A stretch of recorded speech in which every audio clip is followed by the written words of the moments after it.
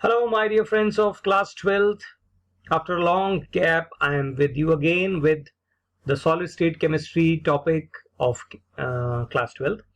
And आप ऐसा notice कर रहे हैं कि the way of the lectures, the presentation is now changed, and that's what it took a lot of time.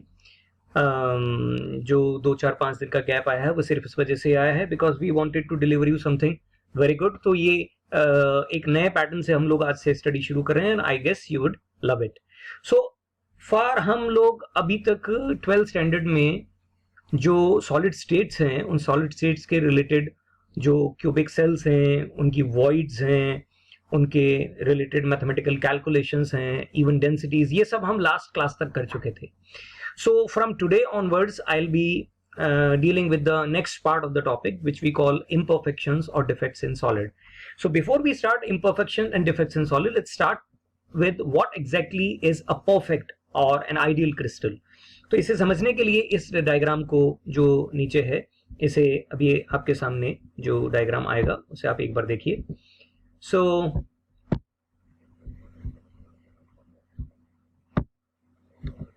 Okay, सो इस diagram को ध्यान से देखिए। इस डायग्राम में एज यू विल सी कि ये जो लेफ्ट अलाइनमेंट का जो डायग्राम है, इस लेफ्ट अलाइनमेंट के डायग्राम में सारे एटम, सारे मॉलिक्यूल, सारे पर्टिकुलर जो पार्टिसिपेटिंग जो पार्टिकल्स हैं, they all are in a regular fashion. और ये रेगुलर फैशन के अलावा एज यू कैन सी कि इसमें कोई दूसरा आउटसाइडर पार्टिकल नहीं है, सब एक तरफ के पार्टिकल्स हैं। ठीक है ना, कर्सर को आप ध्यान से देखिए। तो दिस इंडिकेट्स व्हाट, से when any solid which has all the same lattice points or all same constituent particles within the framework, then it is known as what? An ideal crystal.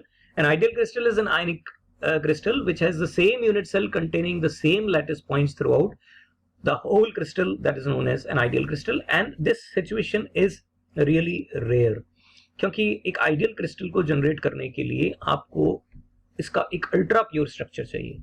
ठीक है ना, as it is mentioned here, इसमें कोई impurity नहीं होनी चाहिए, and that too at a temperature you can say absolute zero, that is -273, because at this temperature the particular motion जो है दैट सीजेस।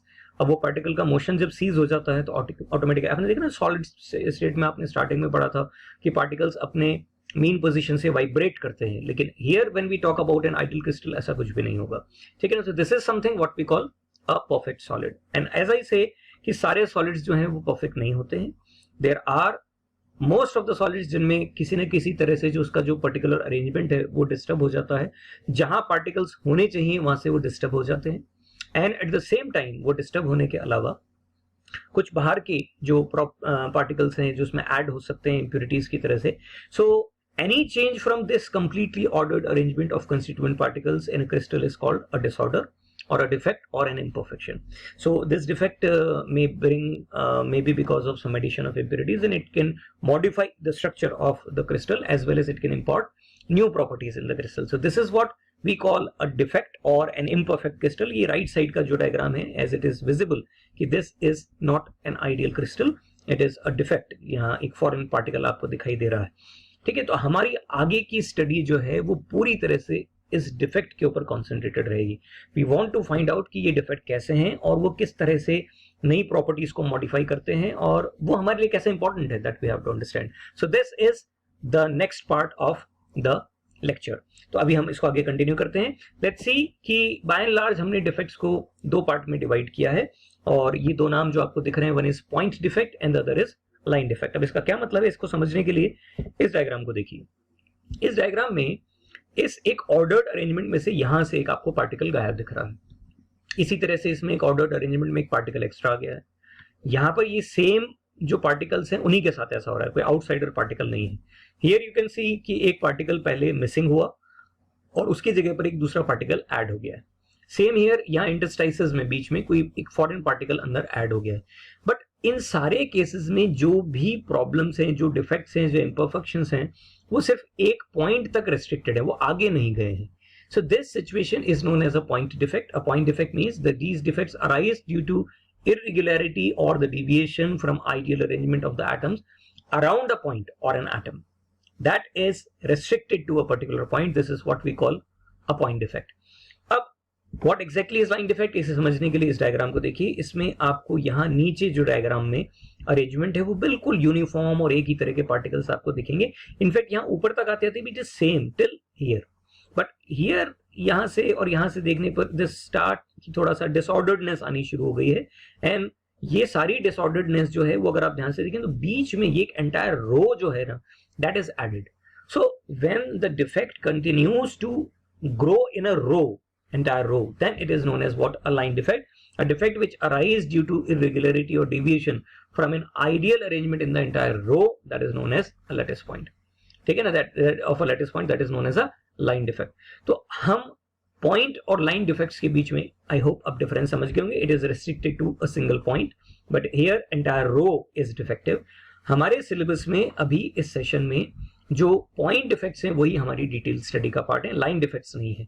तो we will be discussing the point defects. Point defects में broadly इनका जो classification है कि वो point defect किस तरह से जनरेट हुए हैं, उसके पीछे का कॉज क्या है, वो दो तरह के होते हैं। अगेन हम पहले इस डायग्राम को फॉलो करेंगे तब हमें समझ में आएगा।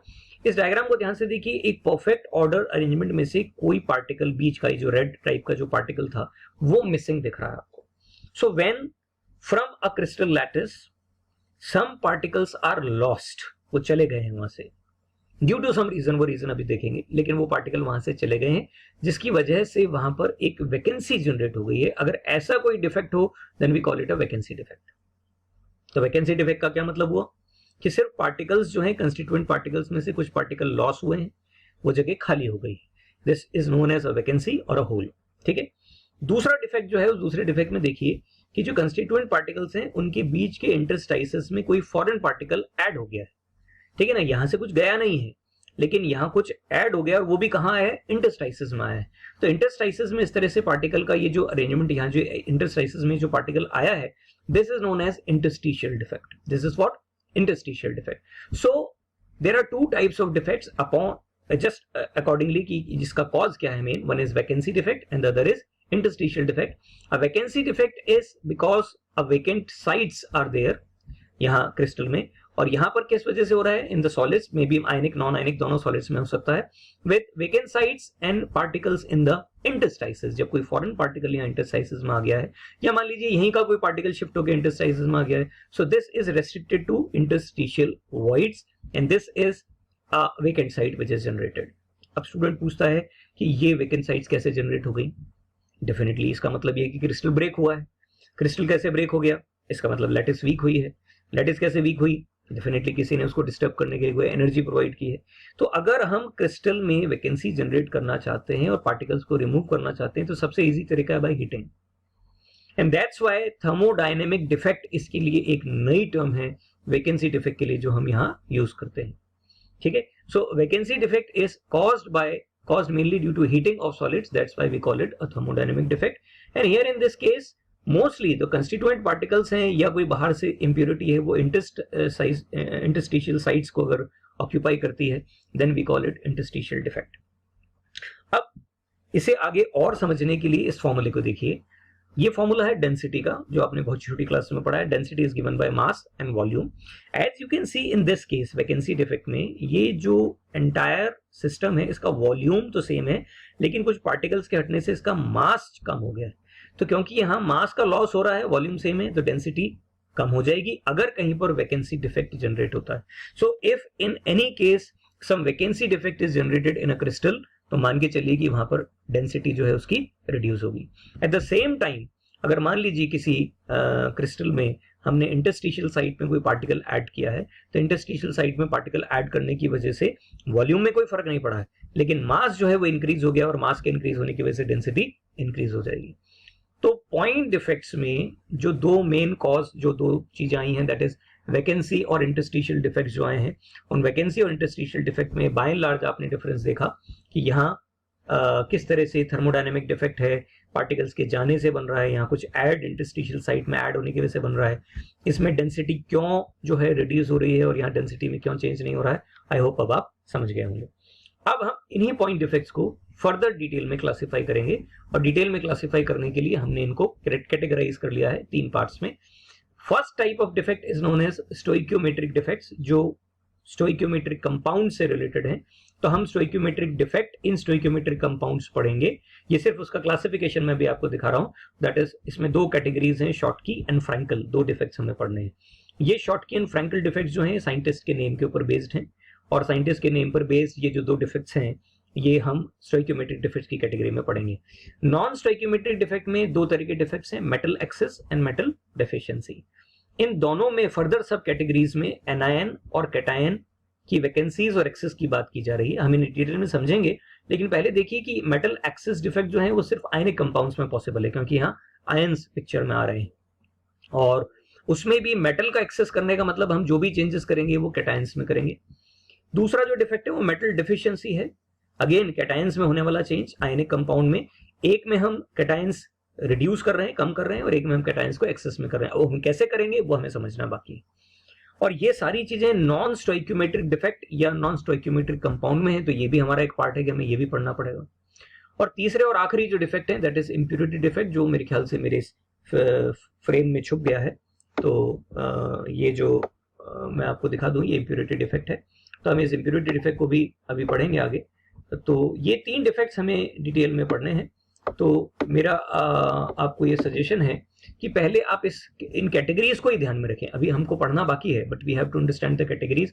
कि स्टोइकियोमेट्रिक डिफेक्ट में हम शॉर्टकी और फ्रैंकल डिफेक्ट्स पढ़ेंगे, नॉन स्टोइकियोमेट्रिक डिफेक्ट्स में हम मेटल के एक्सेस और मेटल की डेफिशिएंसी होने वाले डिफेक्ट्स पढ़ेंगे, और इम्प्योरिटी डिफेक्ट एक तीसरा डिफेक्ट है जिसे हम अलग से पढ़ेंगे, that we have to study.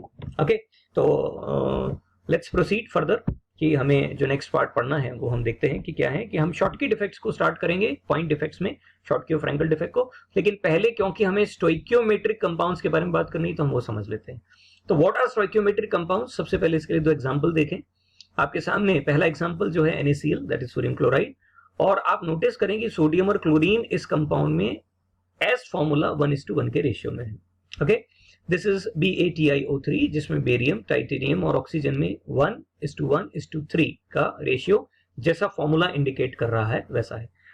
अब अगर बाई चांस मैं आपके सामने इनमें से किसी का भी एक क्रिस्टल लेता हूं और मैं उनमें उन पार्टिकल्स को काउंट करता हूं और नोटिस करता हूं कि सोडियम और क्लोरीन के उस क्रिस्टल में सोडियम और क्लोरीन एग्जैक्टली उसी रेशियो में है प्रैक्टिकली, जैसा कि थ्योरी में दिखाया गया है।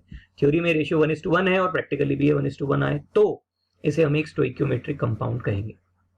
यानी जैसा फॉर्मूला सजेस्ट कर रहा है, अगर आयंस जो पूरे ओवरऑल आयंस हैं अगर वो उसी रेशियो में प्रेजेंट होते हैं then we call it stoichiometric compound. Same with the compound of this barium, इसमें भी अगर ये रेशियो 1:1:3 जैसा फॉर्मूले में इंडिकेटेड है वैसा ही अगर है तो हम इसको क्या मानेंगे, एक स्टोइकियोमेट्रिक कंपाउंड मानेंगे। ठीक है, ये तो बात हुई स्टोइकियोमेट्रिक कंपाउंड की। अब how it is related to defect, तो वो समझिए। किसी पॉइंट डिफेक्ट में, सुनिएगा ध्यान से, किसी पॉइंट डिफेक्ट में डिफेक्ट से पहले और डिफेक्ट के बाद अगर ये रेशियो चेंज नहीं होता then this defect is known as stoichiometric defect. यानी जो रेशियो यहाँ 1:1 मेंटेन्ड है NaCl में, सोडियम क्लोराइड में, डिफेक्टिव क्रिस्टल लेने के बाद भी अगर ये रेशियो रहे ऐसा का ऐसा, तब हम उसे क्या कहेंगे, स्टोइकियोमेट्रिक डिफेक्ट कहेंगे।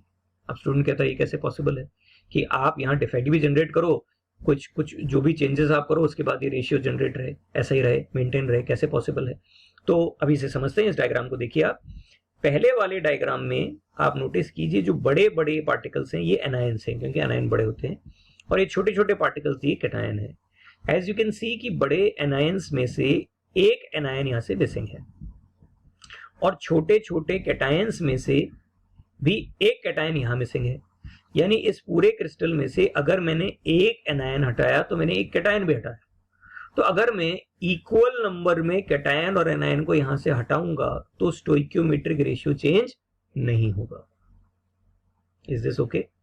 In the same fashion here, मैंने यहां से एक कैटायन हटाया लेकिन वो कैटायन मैंने यहां रख दिया, मैंने इसे रिमूव नहीं किया। देखिए आप, ये तीन और ये भी 3 है, यानी एक मैंने आयन हटा के यहीं रख दिया। तो मैंने इस केस में तो इक्वल नंबर ऑफ कैटायंस और एनायंस यहां से रिमूव कर दिए, हटा दिए, और इस केस में मैंने उसे सिर्फ डिस्प्लेस किया है। दोनों ही केसेस में जो नंबर ऑफ, जो रेशियो था कैटायंस और एनायंस का डिफेक्ट से पहले और डिफेक्ट के बाद नहीं चेंज हुआ है, इसलिए इस डिफेक्ट को हम क्या कहेंगे, स्टोइकियोमेट्रिक डिफेक्ट कहेंगे। यानी ये जो चीज हम पढ़ रहे थे स्टोइकियोमेट्रिक डिफेक्ट में, ये जो इसका मीनिंग है स्टोइकियोमेट्रिक डिफेक्ट का, ये मैंने आपको समझाया है, स्टोइकियोमेट्रिक कंपाउंड और स्टोइकियोमेट्रिक डिफेक्ट। लेकिन अब इसमें भी दो पार्ट है, और वो दो पार्ट कौन से हैं? शॉर्टकी और फ्रैंकल डिफेक्ट। तो शॉर्टकी और फ्रैंकल डिफेक्ट को समझने के लिए अगेन मैं आपके सामने ये डायग्राम लूंगा। इस डायग्राम को देखिए, और दोनों डिफेक्ट में से जो डिफरेंसेस हैं, मोस्टली डिफरेंसेस डायग्राम को देखने से समझ में आ जाएंगे अगर आप थोड़ा ध्यान से इसको फॉलो करेंगे। पहला वाला ये जो डिफेक्ट है, ये शॉर्टकी डिफेक्ट को शो कर रहा है, ये फ्रैंकल डिफेक्ट को शो कर रहा है। कैसे? सबसे पहले देखिए कि जो छोटे वाले हैं मैंने मार्क कर दिए हैं, ये कैटायंस हैं and the larger one is anion. तो पूरा जो क्रिस्टल है वो एकदम ठीक लग रहा था, बस केवल ये हुआ है कि यहां से एक कैटायन और यहां से एक एनायन इसमें से मिसिंग हो गया है। मिसिंग का मतलब यहां से गायब हो गया है, चला गया है। तो पहली चीज जो आपको नोट करनी चाहिए वो ये कि जो शॉर्टकी डिफेक्ट है, शॉर्टकी डिफेक्ट में इक्वल नंबर ऑफ कैटायंस और एनायंस का परमानेंट लॉस है, वो चले गए, है ही नहीं इसमें। Okay fine. यहां क्या हुआ है देखें, यहां सब कुछ ठीक है, यहां से कैटायन हटा है और गया नहीं, वो यहां आ गया है। Can you see that? वो यहां आ गया है। तो पहला डिफरेंस क्या है कि यहां पर आयंस लैटिस को छोड़ के गायब हो रहे हैं, जा रहे हैं, जबकि यहां पर लैटिस को छोड़ के आयन गया, वो भी केवल कैटायन। यहां पर गायब हुए कैटायन और एनायन दोनों, यहां पर हटा यानी डिस्प्लेस हुआ, वो भी केवल कौन? कैटायन। सुन कहते यही क्यों हुआ? तो क्लियर बात है कि कैटायन को यहां पर एक इंटरस्टिशियल साइट दी गई है। इंटरस्टिशियल साइट छोटी है, जगह देखिए कम है, तो छोटी जगह में बड़ा एनायन नहीं आ सकता था, इसलिए केवल कैटायन ही इसमें मूव करते हैं। जबकि यहां पर इनको तो हटना ही था। दोनों इसलिए हटे हैं क्योंकि शॉर्टकी डिफेक्ट है और शॉर्टकी डिफेक्ट में रेशियो सेम रहना चाहिए। सॉरी, स्टोइकियोमेट्रिक डिफेक्ट है, स्टोइकियोमेट्रिक डिफेक्ट में रेशियो सेम रहना चाहिए। तो इन दोनों में दो डिफरेंस क्या समझ में आए? पहले इसमें आयंस पूरे जाएंगे, इसमें सिर्फ कैटायन होगा, वो भी केवल डिस्प्लेस होगा। इसमें तो दे आर लॉस्ट, इसमें इट इज ओनली डिस्प्लेस्ड। दूसरा डिफरेंस देखिए, इसमें प्योरली जो जो जो डिफेक्ट आया वो ये है कि यहाँ वैकेंसी जनरेट हो गई, जगह खाली हो गई। तो this is what kind of defect? Vacancy defect. और इस वाले केस में क्या हुआ है, इस ओरिजिनल पॉइंट पे तो वैकेंसी डिफेक्ट जनरेट हुआ है, लेकिन क्योंकि दूसरी जगह चला गया तो यहां क्या जनरेट हुआ है? Interstitial defect. तो दूसरा डिफरेंस, बड़ा डिफरेंस जो शॉर्टकी और फ्रैंकल डिफेक्ट में निकल के सामने आ रहा है वो ये है कि शॉर्टकी डिफेक्ट प्योरली एक वैकेंसी डिफेक्ट है, जबकि फ्रैंकल डिफेक्ट वैकेंसी के साथ साथ इंटरस्टिशियल डिफेक्ट भी है। ये हमने भी थोड़ी देर पहले पढ़े थे, दो डिफेक्ट पॉइंट डिफेक्ट में, वैकेंसी और इंटरस्टिशियल। तो यहां पर सिर्फ जो है वो वैकेंसी डिफेक्ट एप्लीकेबल है, जबकि यहां पर वैकेंसी और इंटरस्टिशियल डिफेक्ट दोनों एप्लीकेबल है। ओके, ये अच्छा क्यों हुआ होगा? तो सीधा रीजन है, हीट किया होगा वैकेंसी जनरेट करने के लिए, इसको भी डिस्टर्ब ही किया होगा हमने, है ना। ओके, अब तीसरा इंपैक्ट देखिए कि यहां पर पार्टिकल्स पूरे चले गए हैं, जगह ही खाली हो गई। तो जगह खाली होने की वजह से डेफिनेटली मास कम हुआ है, और मास कम होने का मतलब क्या हो गया कि इसमें जो डेंसिटी है, density equals to mass upon volume, तो क्योंकि मास का लॉस हो रहा है क्लियरली, तो डेंसिटी यहां पर क्या होगी? कम होगी। लेकिन यहां पर आप गौर से देखिए, ना तो वॉल्यूम में चेंज हुआ है, और ये भी पार्टिकल निकल के है तो यहीं, गया नहीं कहीं, तो यानी मास भी चेंज नहीं हुआ है। तो अगर मास भी चेंज नहीं हुआ है तो इसका मतलब क्या हो गया? यहां पर डेंसिटी बिल्कुल भी चेंज नहीं होगी। तो शॉर्टकी डिफेक्ट और फ्रैंकल डिफेक्ट में तीसरा डिफेक्ट निकल के सामने आया, डिफरेंस निकल के सामने आया कि यहां पर डेंसिटी डिक्रीज होती है, जबकि यहां डेंसिटी में कोई फर्क नहीं पड़ता है। Is this okay? पहला डिफरेंस क्या था? आयंस इक्वल नंबर में वैकेंट लेटिस साइट बना रहे हैं, छोड़ के जा रहे हैं, केवल एक टाइप का आयन कैटायन, वो भी कहां गया है? इंटरस्टाइसिस में। ये किस तरह का डिफेक्ट है? वैकेंसी डिफेक्ट है। ये किस तरह का डिफेक्ट है? ओरिजिनल साइट पे वैकेंसी, दूसरी साइट पे इंटरस्टिशियल। तीसरा डिफरेंस किसका है? तीसरा डिफरेंस है डेंसिटी का, कि यहाँ डेंसिटी क्या हो रही है? चेंज हो रही है, वो भी चेंज भी कैसे हो रही है? कम हो रही है, जबकि यहां पर डेंसिटी में कोई फर्क नहीं पड़ रहा है। तो ये बेसिक कुछ डिफरेंस हैं जो इसे देख के ही हमें डायरेक्टली समझ में आ रहे हैं, हमें थ्योरी पढ़ने की भी जरूरत ही नहीं। एक और जो डिफरेंस इसमें देखने का है वो हम अब यहां पर समझते हैं देख के, कि ये जो डिफरेंस है कब जनरेट हो रहे हैं, कब शॉर्टकी डिफेक्ट जनरेट होंगे, कब फ्रैंकल, तो उसका अकरेंस दिया हुआ है। ये डिफरेंस केवल तब जनरेट होते हैं, इसके लिए दो शर्तें हैं। शर्तें क्या है? पहला कि क्रिस्टल में कोऑर्डिनेशन नंबर ज्यादा होना चाहिए, और दूसरा कैटायंस और एनायंस की ऑलमोस्ट इक्वल डायमेंशन होनी चाहिए। अगर ऐसा होगा तो शॉर्टकी डिफेक्ट होगा। मतलब समझते हैं इसका, ये कैटायन और एनायन का सेम डायमेंशन होने से, या वैसे तो कैटायन छोटा होता है, एनायन बड़ा होता है, लेकिन ऑलमोस्ट सेम डायमेंशन होने का मतलब अगर कैटायन बड़ा होगा, तो याद कीजिए आपने इसी टॉपिक में पढ़ा है रेडियस रेशियो रूल, तो जितना ज्यादा कैटायन बड़ा होगा और दोनों के अगर ऑलमोस्ट साइज सेम है, तो आपने रेडियस रेशियो रूल में देखा था कैटायन का साइज अगर बढ़ता है तो रेडियस रेशियो बढ़ने से कोऑर्डिनेशन नंबर बढ़ता है। तो डेफिनेटली हमें ये चीज वहां देखने को मिलेगी जहां पर रेडियस रेशियो ज्यादा है, कोऑर्डिनेशन नंबर ज्यादा है। यहां पर डेफिनेटली क्योंकि हमें कैटायन को इंटरस्टाइसिस में भेजना है, यानी कैटायन छोटा होना चाहिए, और कैटायन छोटा होने का मतलब क्या है, कैटायन छोटा होने का मतलब है कि इसमें रेडियस रेशियो कम हो जाएगा, और रेडियस रेशियो कम होने का मतलब कोऑर्डिनेशन नंबर क्या होगा, कम होना चाहिए, कोऑर्डिनेशन नंबर कम होना चाहिए। और ऐसा तभी पॉसिबल है जब एनायन बड़े हों और कैटायन क्या हो, छोटे हों। तो ये चौथा डिफरेंस जो निकल के सामने आया है वो बहुत क्लियर है कि यहाँ पर आयंस का size almost same, coordination number ज्यादा, रेडियस रेशियो ज्यादा। यहाँ पर रेडियस रेशियो कम क्योंकि कैटायन चाहिए, छोटा चाहिए, उसको ही इंटरस्टाइसिस में जाना है, इसलिए रेडियस रेशियो कम, कोऑर्डिनेशन नंबर कम, और इसलिए इनके साइज में डिफरेंस है। गौर करने वाली बात है कि ऐसे कौन से कंपाउंड हैं जो शो कर सकते हैं।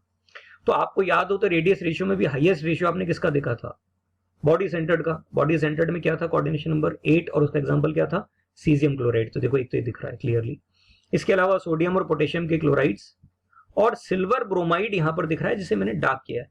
तो मोस्टली जो कंपाउंड्स आपको दिख रहे हैं इनमें से 3 तो क्लियरली दिख रहे हैं कि ग्रुप 1 के हैलाइड्स हैं।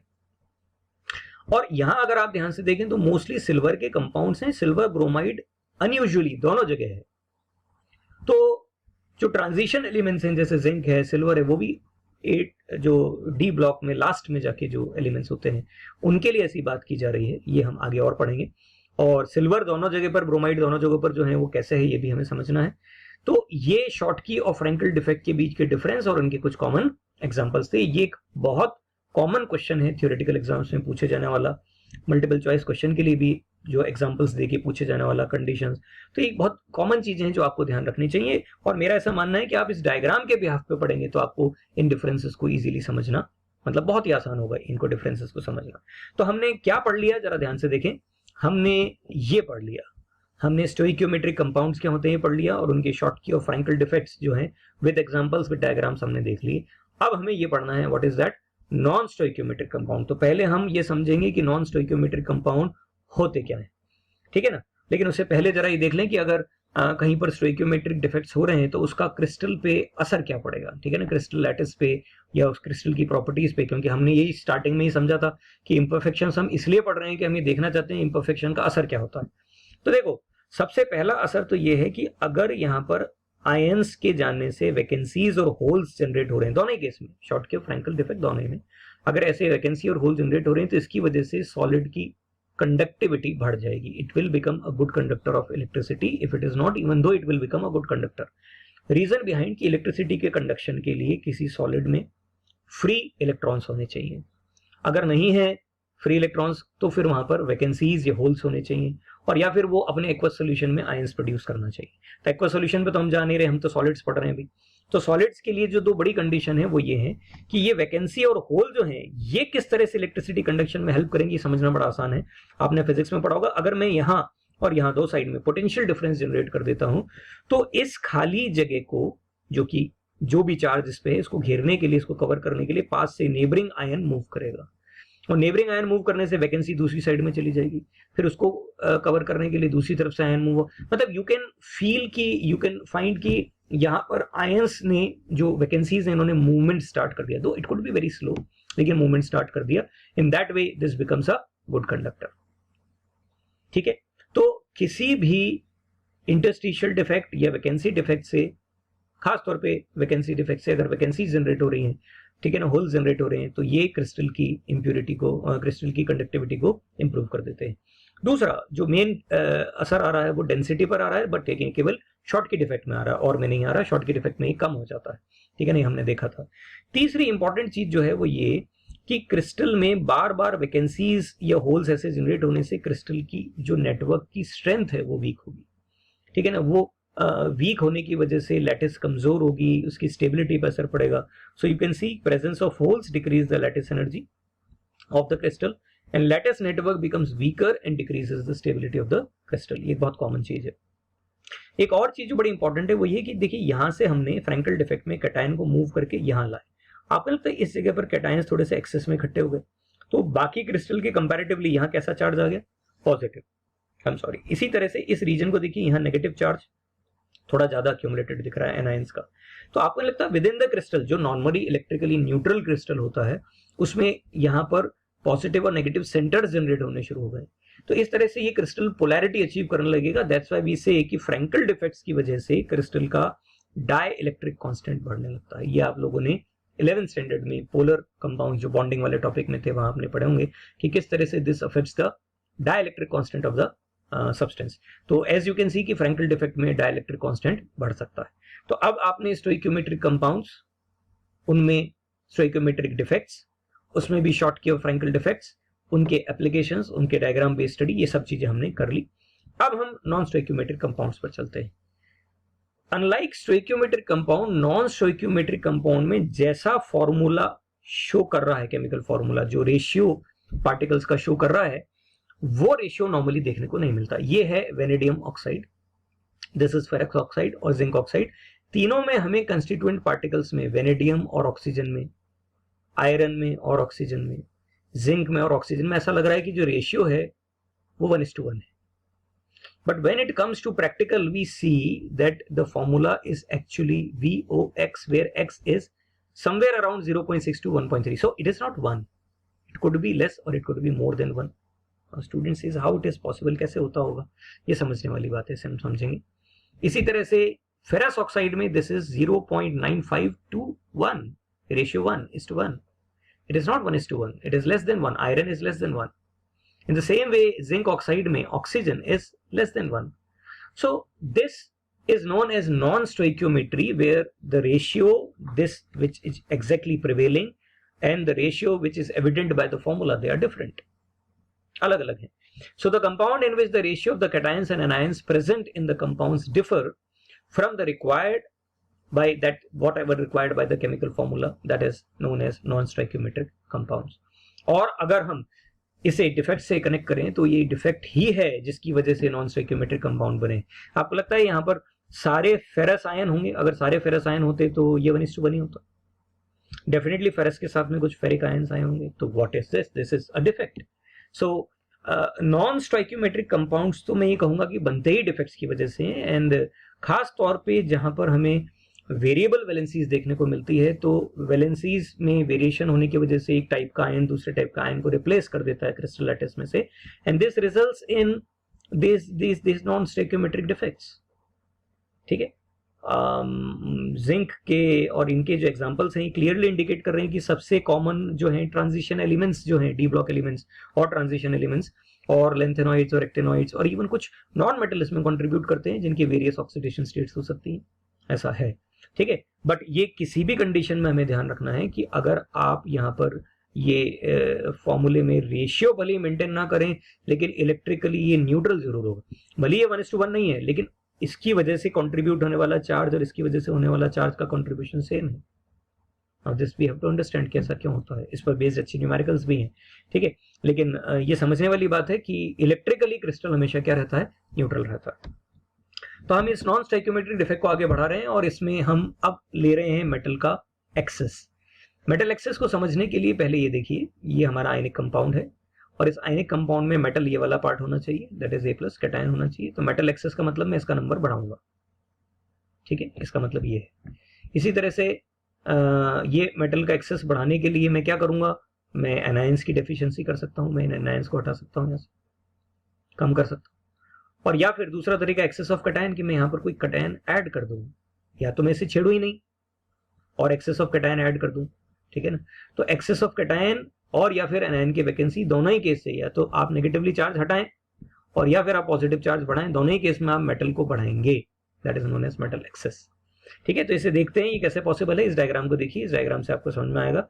इस डायग्राम में ये आपके सामने एक क्रिस्टल है जिसमें this is cation and this is anion A+B-।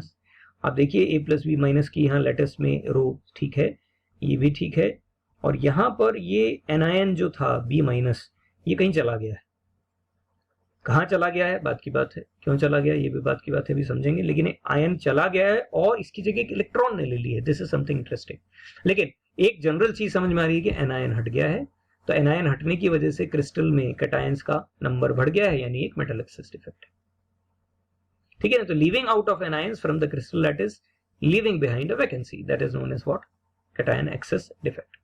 और स्टूडेंट कहता है आप यहाँ से इस एनायन को कैसे हटाएंगे? अगर आप ये कहेंगे कि भाई मैं इसे गर्म कर रहा हूँ और गर्म करके लैटिस ब्रेक कर रहा हूँ, तो लैटिस ब्रेक करोगे तो जैसे बी माइनस गया वैसे ए प्लस भी चला जाएगा। स्पेसिफिकली सिर्फ बी माइनस को कैसे हटाएंगे, कैसे रिमूव करेंगे, तो इसको हम थोड़ा सा तरीके से समझते हैं और इससे जुड़ा हुआ एक इंपॉर्टेंट कॉन्सेप्ट भी समझते हैं, ठीक है ना, कि ये कैसे होता है। इसे समझने के लिए मैं आपको ये डायग्राम दिखाता हूँ और इससे जुड़ा हुआ एक फैक्ट दिखाता हूँ। सबसे पहले फैक्ट सुनते हैं तो उसे समझने में और अच्छा लगेगा। Sodium chloride when heated in presence of sodium vapours turns yellow. Sodium chloride यानी नमक, और प्योर नमक जो है वाइट क्रिस्टल होता है, और इसे अगर मैं सोडियम की वेपर्स में हीट करूं तो येलो हो जाएगा, ऐसा ये फैक्ट कह रहा है। ठीक इसी तरह से पोटेशियम क्लोराइड जो है ये पोटेशियम के वेपर्स में गर्म करने पर लाइलैक हो जाएगा या वायलेट हो जाएगा, और लिथियम क्लोराइड जो है इसे गर्म करने पर लिथियम की वेपर्स में तो इट टर्न्स पिंक। अब ऐसा क्यों होता है? इन तीनों के लिए रीजन सेम है, वो समझना ही हमें इस टॉपिक को समझाने के लिए, क्योंकि जो हम पीछे पढ़ रहे थे शर्त क्या थी, हमें क्या समझना था कि वो एनायन कैसे हटा, तो वो कैसे हटा उसको मैं इससे जोड़ के समझा रहा हूं। कैसे? देखिए, मान लीजिए आपके पास ये एक सोडियम क्लोराइड का क्रिस्टल है, हमें ये समझना है कि इलेक्ट्रॉन यहाँ कैसे आया और हमें ये समझना है कि एनायन कैसे हटा, ठीक है ना। तो थोड़ी देर के लिए एज्यूम कीजिए कि क्रिस्टल परफेक्ट था ये, ठीक है, परफेक्ट क्रिस्टल था। अभी थोड़ी देर के लिए मान लीजिए कि यहाँ पर एनायन था। अब मैं क्या करता हूं, इसे सोडियम के वेपर्स में हीट करता हूं। स्टूडेंट कहता है क्यों? मैंने कहा देखो यहाँ क्वेश्चन लिखा है सोडियम वेपर्स। तो जब सोडियम के वेपर्स को हीट करेंगे इसके साथ में, तो यहाँ पूरे सोडियम ही सोडियम एटम्स इकट्ठे हो जाएंगे। कहाँ? क्रिस्टल के सरफेस पे। अब क्रिस्टल के सरफेस पे जब बहुत सारे सोडियम के एटम्स इकट्ठे हो जाएंगे, तो ये सोडियम के एटम्स की डेंसिटी यहाँ बढ़ने की वजह से ये जो एनायन दिख रहे हैं ना आपको, ये एनायन कौन है? क्लोराइड। ये क्लोराइड आयंस ऑटोमेटिकली सरफेस से इन सोडियम की तरफ, हम अज्यूम कर लेते हैं यहाँ सोडियम होगा, सोडियम की तरफ क्या होने लगेंगे? डिफ्यूज होने लगेंगे। क्यों? क्योंकि ये उनसे रिएक्ट करेंगे। कौन? Chloride ion. तो क्लोराइड आयन अगर सोडियम की तरफ डिफ्यूज होंगे और सोडियम को इससे रिएक्ट करना है, तो सोडियम तो रिएक्ट करेगा नहीं, सोडियम आयन बनेगा, सोडियम आयन ही इसको साथ अपने आप को बाइंडिंग कर सकता है।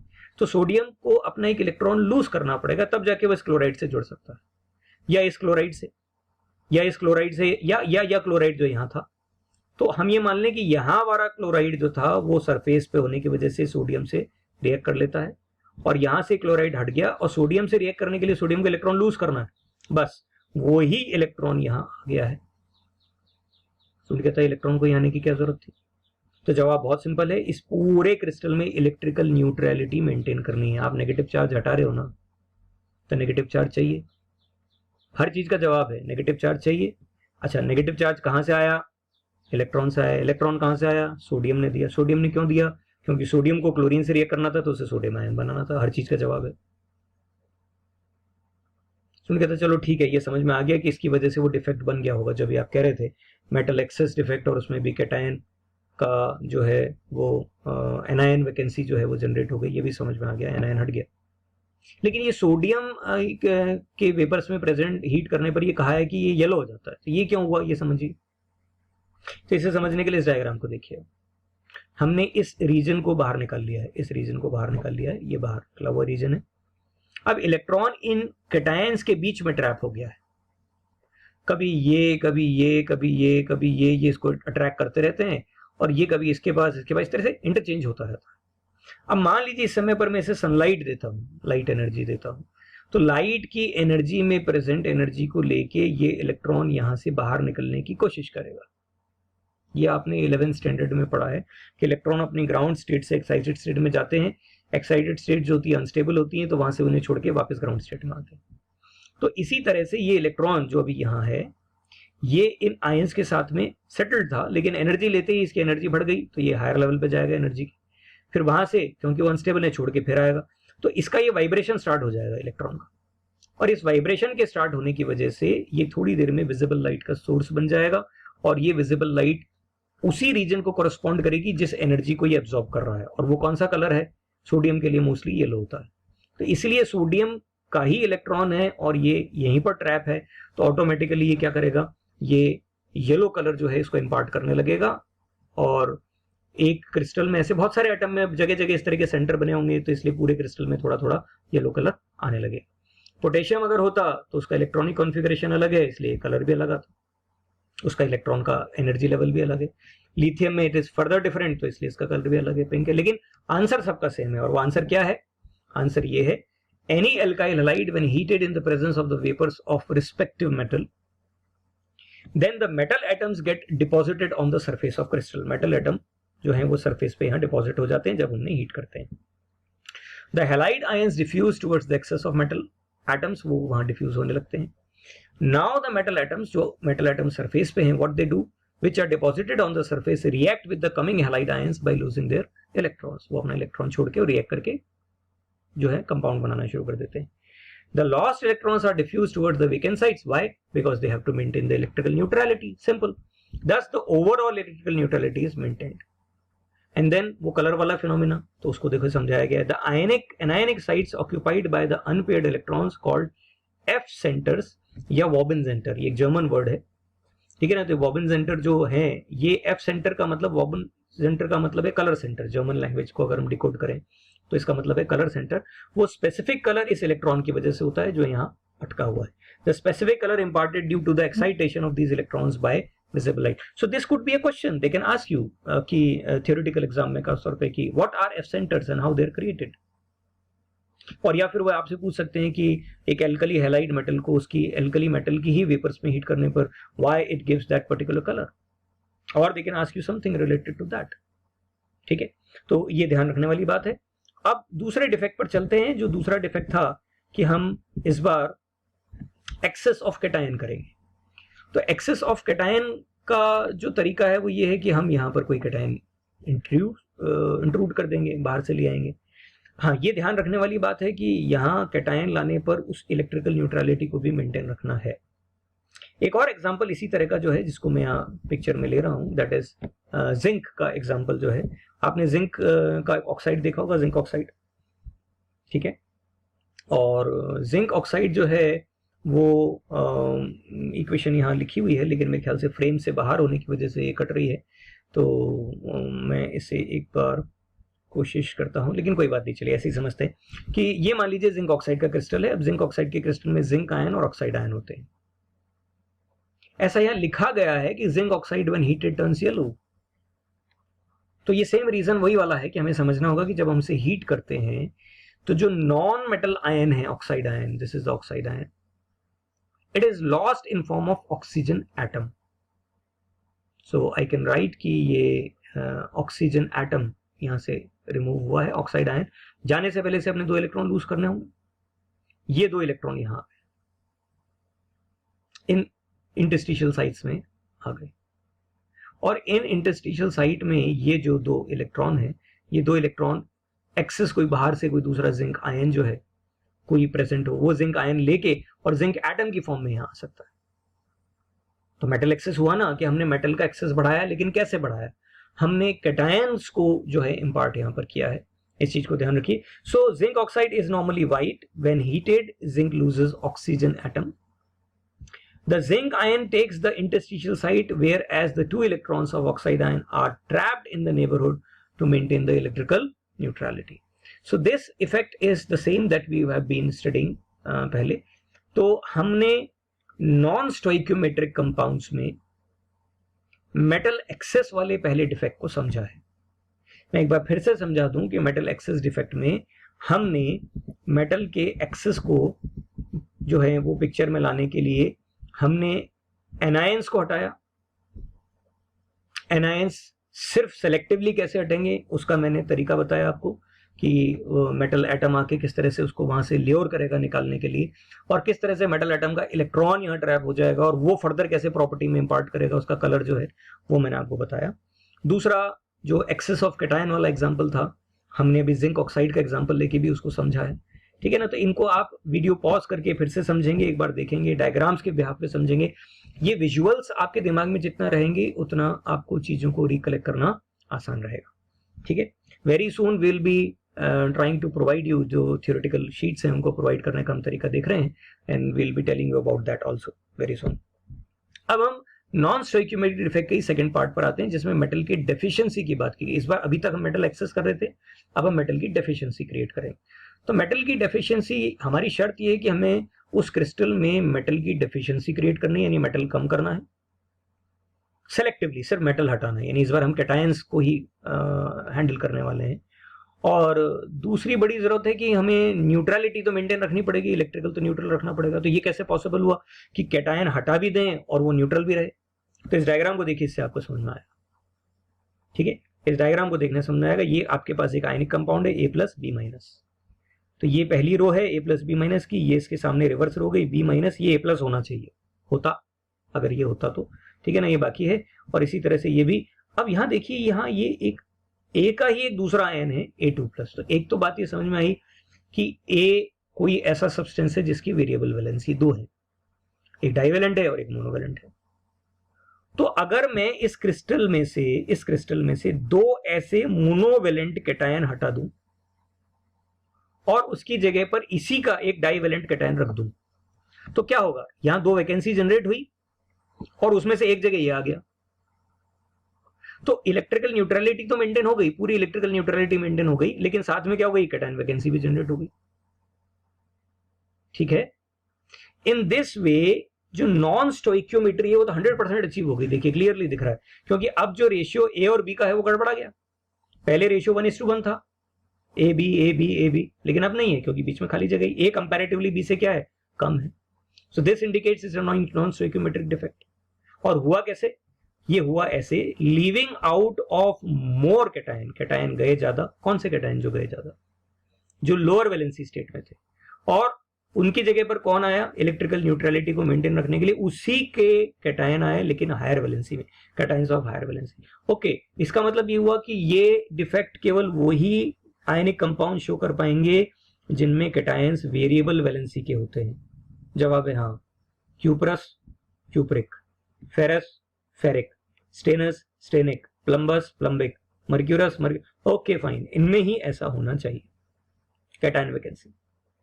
ठीक है, तो ट्रांजिशन मेटल्स में खासतौर पे इस तरह के वेरिएबल वैलेंसीज की वजह से ऐसा हो सकता है। दूसरा एक्सेस ऑफ एनायन है। एक्सेस ऑफ एनायन के लिए आप देखिए, ये एनायन है, डाइवेलेंट एनायन है, सारे डाइवेलेंट एनायन। मैंने एक डाइवेलेंट आयन यहां से हटाया, एनायन यहां होता वो हटाया, और उसके लिए 2 मोनोवेलेंट एनायन ऐड कर दिए। अच्छा, इसका मतलब मैं ऑक्साइड को हटा के, एक ऑक्साइड को हटा के और 2 क्लोराइड आयंस ऐड कर देता हूं। सही, मैग्नीशियम ऑक्साइड में से एक ऑक्साइड हटा दीजिए, MgO फॉर्मूला है, O यानी एक हटा, और अब उसका क्लोराइड बना दीजिए तो MgCl2 यानी 2 क्लोरीन आ गए। ठीक है, तो चार्ज भी न्यूट्रल हो गया, लेकिन एनायंस बढ़ गए, एक्सेस ऑफ एनायंस। ठीक है, तो ऐसी सिचुएशन में ऑटोमेटिकली या तो एनायन बढ़े या कैटायन कम हो, ये मेटल डेफिशिएंसी डिफेक्ट कहलाया। अब यहां ये जो मेटल डेफिशिएंसी डिफेक्ट है ना, इसको हम जब पढ़ेंगे तो इस पे न्यूमेरिकल कॉन्सेप्ट है जिसे हमें समझना होगा।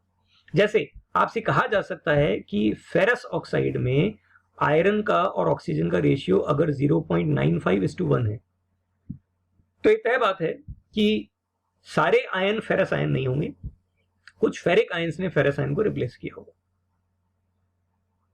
तो दे कैन आस्क यू कि इसमें आप परसेंटेज कैलकुलेट करके बताइए कि किसी सैंपल में अगर आयरन और ऑक्सीजन का रेशियो 1:1 नहीं है, 0.95:1 आ रहा, तो what could be the possible ratio, ये आप कुछ कैलकुलेट करके बताएं। ठीक इसी तरह से ये तो एनसीईआरटी का क्वेश्चन ही है कि निकलस ऑक्साइड में, निकल के ऑक्साइड में ये रेशियो 1:1 नहीं होके 0.9:1 है, 0.98:1 है। और ये तय बात है कि इनमें से कुछ निकल 3+ आयंस ने निकल 2+ आयन को रिप्लेस किया होगा। तो we can calculate the fraction.